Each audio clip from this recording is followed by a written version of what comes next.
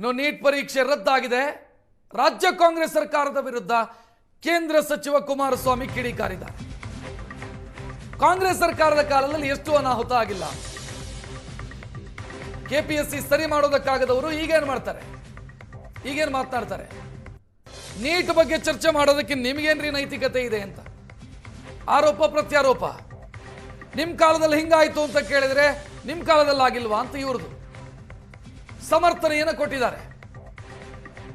Neat ಬಗ್ಗೆ ಕಾಂಗ್ರೆಸ್ ಮಾತನಾಡಬಾರ್ದಂತೆ.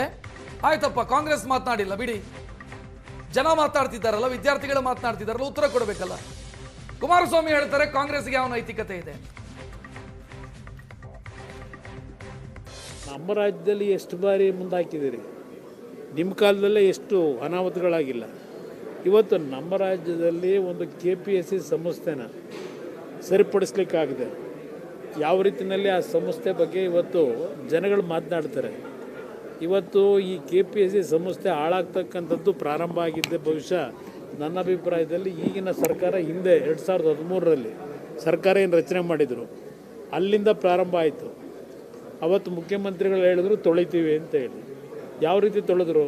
ಲಕ್ಷಾಂತರ ಜನ ಎಕ್ಸಾಮ್ ರೀಡು ಮಾಡಿಕೊಟ್ಟಂಥ ವ್ಯಕ್ತಿನ ತಗೊಂಡೋಗಿ KPSC ಚೇರ್ಮನ್ ಮಾಡಿ ಪಬ್ಲಿಕ್ನಲ್ಲಿ ಯಾವ ಒಂದು ಪೋಸ್ಟ್ಗಳಿಗೆ ಹಣ ನಿಗದಿ ಮಾಡ್ಕೊಂಡು ಬೀದಿನಲ್ಲಿ ಚರ್ಚೆ ನಡೀತು. ಆ ವಾತಾವರಣ ತಂದಂಥವ್ರು ನೀವು. ನಿಮಗೆ ಇವತ್ತು ಎಕ್ಸಾಮ್ಗಳಲ್ಲಿ ಇವತ್ತೇನು ರಾಜಸ್ಥಾನದಲ್ಲಿ ನನಗೂ ಅರ್ಥವಾಗ್ತದೆ, ರಾಜಸ್ಥಾನದಲ್ಲಿ ನೀಟ್ ಎಕ್ಸಾಮ್ ಬರೀತಕ್ಕಂಥ ಸಂದರ್ಭದಲ್ಲಿ ಸುಮಾರು 150ಕ್ಕೂ ಹೆಚ್ಚಿನ ಒಂದು ಪ್ರಶ್ನೆಗಳಿಗೆ ಏನೊಂದು ಹೊರಗಡೆ ಲೀಕ್ ಆಗಿದೆ. ಅದು ಇವತ್ತು ಚರ್ಚೆಗೇನು ಪ್ರಾರಂಭ ಆಗಿದೆ.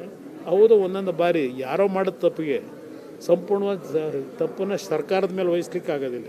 ನಮ್ಮ ರಾಜ್ಯದಲ್ಲಿ ಹಲವಾರು ಬಾರಿ ಈ ರೀತಿಯ ಸಮಸ್ಯೆಗಳು ಉದ್ಭವ ಆಗಿರತಕ್ಕಂಥದ್ದು ಇವ್ರ ಸರ್ಕಾರದಲ್ಲೂ ನಡೆದಿರತಕ್ಕಂಥದ್ದು ಇದೆ. ಅದರಿಂದ ಇವ್ರಿಗೆ ಯಾವ ನೈತಿಕತೆ ಇದೆ ಚರ್ಚೆ ಮಾಡಲಿಕ್ಕೆ ಅನ್ನೋದು ಕೇಳಲಿಕ್ಕೆ ಬಯಸ್ತೀನಿ.